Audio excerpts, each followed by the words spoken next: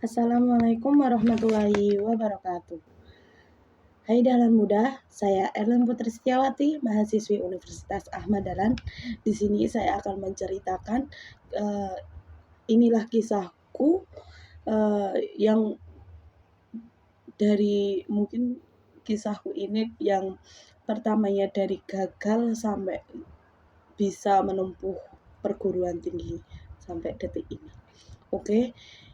Yang menonton, yang melihat ini jangan di skip dulu ya, tetap stay di sini. Oke, dadah.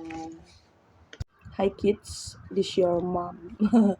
This your mom. Mamamu ini baru dapat tugas kids dari soft skill, tapi tak apa-apa, nggak apa-apa. Mamamu ini dapat tugas, besok kamu juga ya kids, besok kamu juga sekolah di UAD ya kids, biar bisa ngerasain kayak mamamu ini.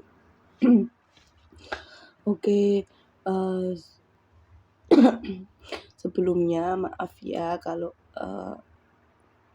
ganggu banget dengan batuk aku, soalnya aku baru nggak enak badan hari ini.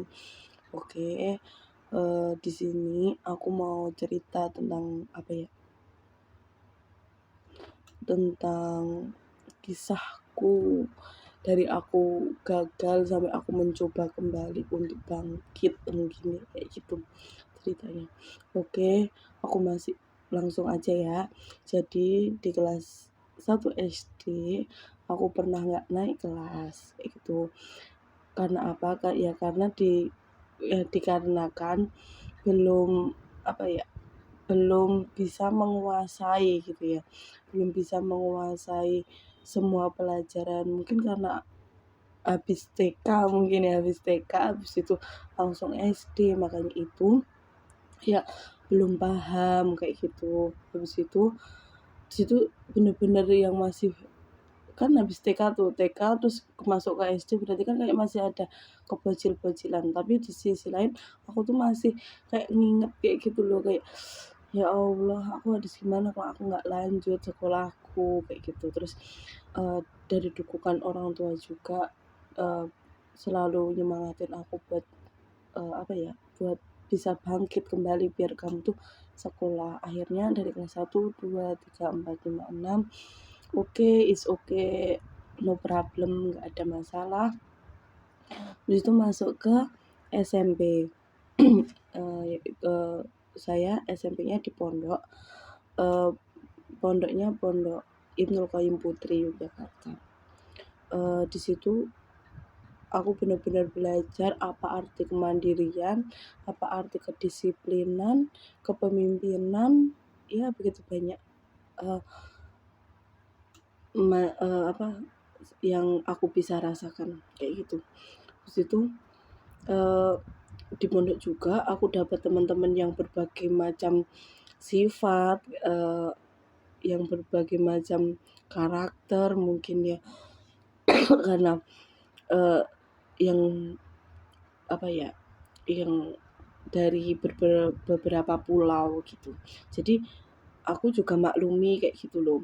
Habis itu di kelas 2 SMA di pondok itu ada kayak organisasi. Ternyata saya mendapatkan bagian dapur, sedangkan bagian dapur nomor 1. Tapi sebelumnya, saya cerita. Tapi sebelumnya sebelum jadi pengurus itu ada latihan namanya LDK. LDK itu latihan dasar kepemimpinan. Nah, di situ aku tuh dapat kebersihan, bukan ke dapur kayak gitu loh. Jadi nggak tahu dapur tuh yang gimana, maksudnya kita tuh harus gimana tuh nggak tahu. Tapi kan kalau kebersihan kita bisa tahu, oh kebersihan tuh bersih-bersih, oh kebersihan tuh nanti bikin jadwal piket kayak gini-gini. Terus di tepat Desember tanggal berapa ya lupa, itu aku dan teman-temanku tuh kayak dilantik gitu loh, pokoknya janji baiat gitu. Terus pas dibacain ternyata aku dapat dapur nomor 1, bagian dapur nomor 1. Terus aku kayak seorang Erlin dan ya nggak tahu apa-apa. Yang pertamanya LDK-nya kebersihan kok jadi dapur, kan dapur koordinator lagi, jadi nggak paham kayak gitu. Terus ternyata ternyata anggota-anggota dapur itu sebelumnya LDK dapur, tapi kenapa yang dipilih tuh aku kayak gitu. Mungkin apa ya, alhamdulillah juga usada aku tuh juga percaya kayak gitu.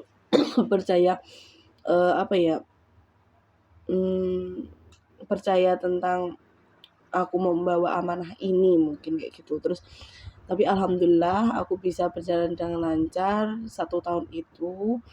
Aku bisa mengemban amanah, alhamdulillah.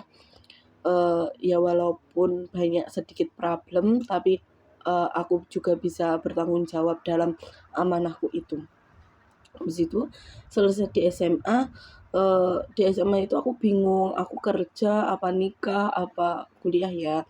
Terus sedikit mikir gitu ya, sedikit berpikir apa aku kuliah aja ya kayak gitu. Kuliah kan banyak temen, banyak ya, maksudnya paham akan, semisal kalau di pondok itu kita belajar cuma pertama-pertama, maksudnya dari eh, umpamanya semisal apa itu alam kayak gitu ya. Terus tapi kalau semisal di kuliah mungkin kita bisa dapat teori-teorinya.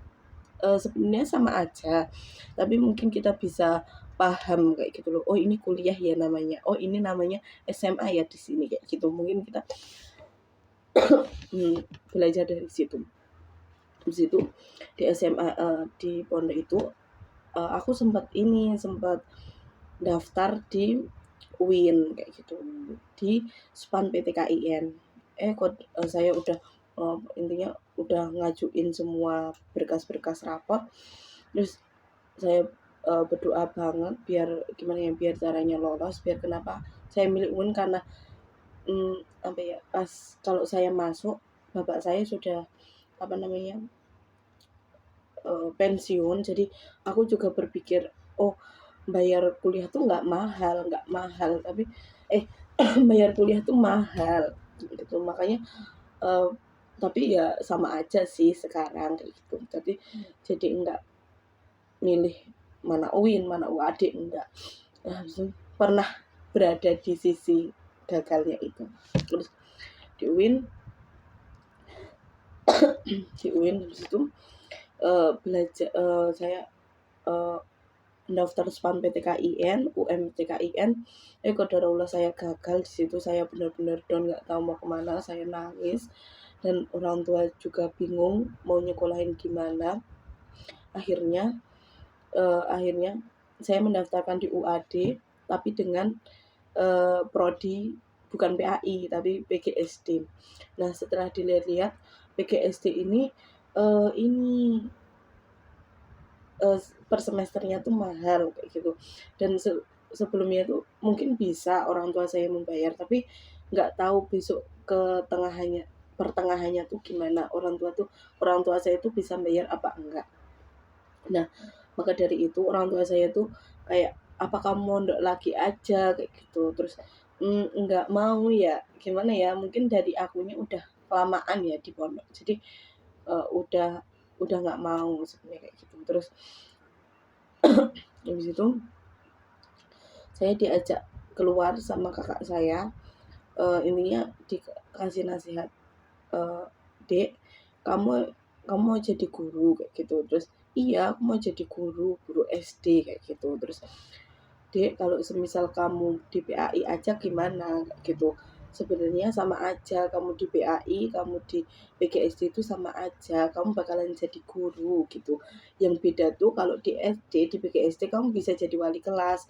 Kalau semisal di PAI kamu tuh nggak bisa jadi wali kelas, tapi kamu bisa ngajar SD, SMP, SMA, bahkan yang eh, guru ngaji juga kayak gitu. Habis itu saya juga memikirkan tuh, habis itu karena orang tua saya juga mau pensiun, saya juga berpikir kayak gitu. Terus habis itu saya sehari sebelum pembayaran di PGSD, saya niat untuk pindah program studi yaitu di PAI. Alhamdulillah saya diterima di PAI. Dan alhamdulillah juga saya bertemu dengan orang-orang sefrekuensi saya, yang bisa mengingatkan saya ke jalan yang lurus.